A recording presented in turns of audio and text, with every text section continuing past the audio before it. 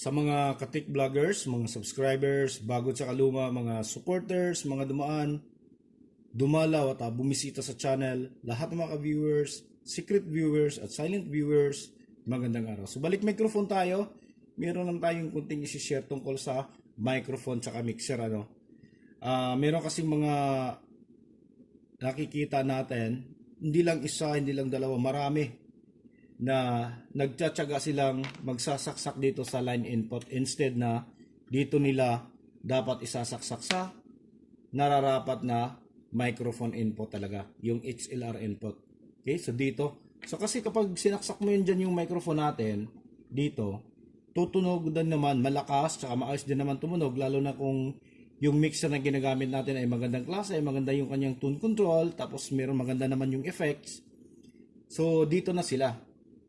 Lalo na kung may mga lumang microphone na sila na yung dulo ay PL55 yung gamit Tapos kapag bumili ka ngayon sa market, mas madaling hanapin yung mga microphone na ganito yung dulo, hindi ganito yung dulo. Okay? Kasi medyo may kamahalan din siya. At kung ipapagawa mo naman, ito ngayon yung mangyayari. Okay? So halimbawa, yung luma mong microphone na ganito, ipapagawa mo. Yung PL55 na dulo, papalitan mo ng XLR male. Ang problema mo ngayon, dahil yung ginagamit mong cord ay merong dalawang wire lang sa loob, ganito. Dalawang wire lang So paano mo siya gagamitin? So yung gumagawa naman ay medyo kulang kunti ng kaalaman Hindi naman yung yung kulang lang kasi natural lang naman yan na imposible namang alam natin lahat kahit nga ako dami kong hindi alam na alam naman ng iba. So ito ngayon yung isi-share natin sa inyo. So yun na nga, nasabi natin na merong dalawa. So paano natin gagawin na yung XLR input ay tatlo naman yung kakailanganin. So ang ginagawa nila, kinukuha nila yung ground, So ito yung ground natin. Ayan, kinukuha nila yung ground. Ito yung ground kasi ito yung ground, pin number 3. Ito yung input, dalawa, pin number 1 tsaka pin number 2. Try natin para marinig nyo. Buksan natin konti. Okay, ito yung ground. Wala. Pin number 1, pin number 2. Okay. So, kinukuha nila yung ground mula dito. Ito, pinuputol nila to kinukuha nila yung ground. Kinakabit nila sa ito. Kinakabit nila dito. Ito yung pinaka-ground sa pin number 3. Tapos yung isang wire na naiwan, ito yung ground, di ba? Yung wire na isa, yun na yung kinakabit nila dito, either sa pin number 1 or sa pin number 2. Alin dyan sa dalawa po pwede. Tutunog siya, mas maganda siya tumunog konti kung ikukumpara mo siya dito sa line input. Kaso, yung kanyang lakas ay halos magkakapareho lang. Halos halos walang pinagbabago. Okay? So ganun yun. So ang nga ba yung dapat gagawin? So ito pa nga pala, kung bibili nga pala tayo ng buong ganito, muntik ko nang makalimutan. Kasi may nabibili ding buong XLR cable. Okay? Buong XLR cable may nabibili.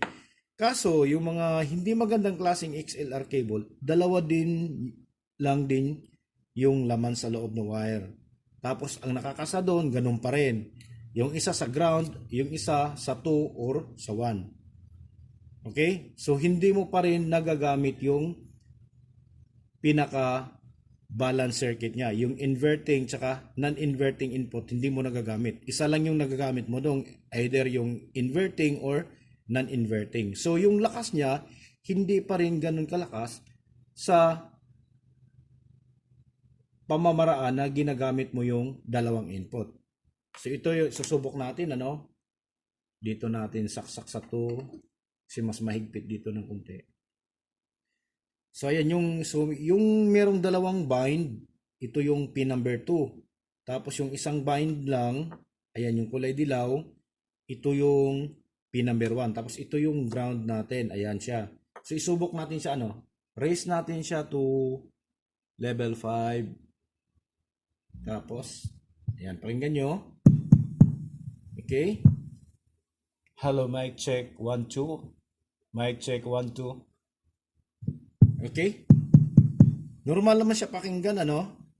Normal siya pakinggan. So ngayon, ililipat naman natin siya dito sa pin number 1. Okay, so sandali lang, ano, medyo namatay yung ating soldering iron. Ayan siya.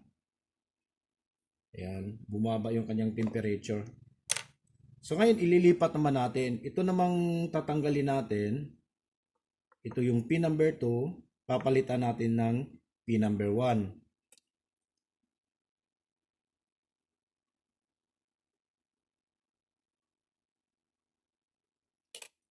Okay, so tanggalin natin to. Ayan.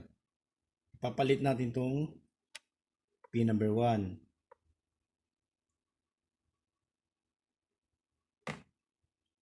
Ayan. So nakabit na natin. Okay, nakabit na natin. So pakinggan nyo. Balik uli natin sa level 5. Okay? So medyo malakas-lakas siya ng konti kung ikukumpara mo siya sa 2. Check natin. Hey, mic check 1 2 1 2. Mic check 1 2 1 2. Okay, so konti lang yung diferensya, pero mas malakas siya ng konti. Ngayon, ang pinaka the best dyan na gagawin mo kapag dalawa lang yung wire dito sa yung microphone cord, dalawa lang yung wire sa loob, huwag mo nang gamitin yung ground. Ito. Okay? Huwag mo nang gamitin yung ground. Direktang kuhanin mo yung pin number 1 tsaka yung pin number 2. Okay, bakit? Bit natin. Bakit? Kasi yung non-inverting circuit kasi, yung tinatawag na balance circuit, tumatakbo po yan kahit na walang ground. Ito papatunayan natin, ano? Kasi iba yung topology niyan kung ikukumpara natin sa unbalanced circuit. Yung mga unbalanced circuit, hindi pwedeng walang ground. Hindi tutunog yan.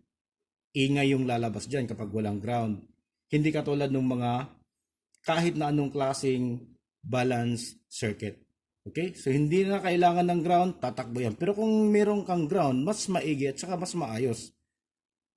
Okay? Ayan siya. Uulitin natin, ano? Para, ayan. Ulitin natin para malaman nyo na buksan natin dito. Okay? So ito yung ground natin. Yan, wala, oh. Tapos, ito yung pin number 1. Lakasan natin kunti. Ito naman yung pin number 2. Okay? So, balik natin siya sa level 5. Pakinggan nyo. Ayan, oh. Napakalakas niya. Hello, mic check 1 2 1 2. Mas malakas siya kaysa sa iisang linya lang yung kinukuha mo. Yung naka-ground ka tapos yung isa nakatap sa 1 o kaya nakatap sa pin 2. Yan. Ito lang yung pinakasimple at pinakatamang pagkabit kapag meron kang microphone cord na dalawang wire lang sa loob. Kuhanin lang natin yung pin number 1 tsaka pin number 2. Huwag na tayong magkabit ng ground. Okay? So hanggang dito na lang siguro tayo. Mag-comments down below na lang kung may mga katanungan pa tayo. So maraming salamat. At may pahabol pa pala tayo konti. Sa ngayong July 15, anong araw na ba ngayon? Ngayon ay July 12. Ngayong July 15, nasa ano po tayo, nasa Protection Hilongos Leyte. So nandun po yung Mr. J at ito bakbakan na naman uli. Isang gabi lang yan, isang gabi lang at makakabalik ulit tayo dito siguro mga ano na yan, June 17 or June 16 ng gabi. So ayan, kita-kita na lang tayo doon para sa mga mahilig sa ilaw at saka sa sounds, ano. Ulitin ko, nasa Protection Hilongos Leyte tayo. So hanggang dito na lang. Maraming salamat. God bless at bye bye.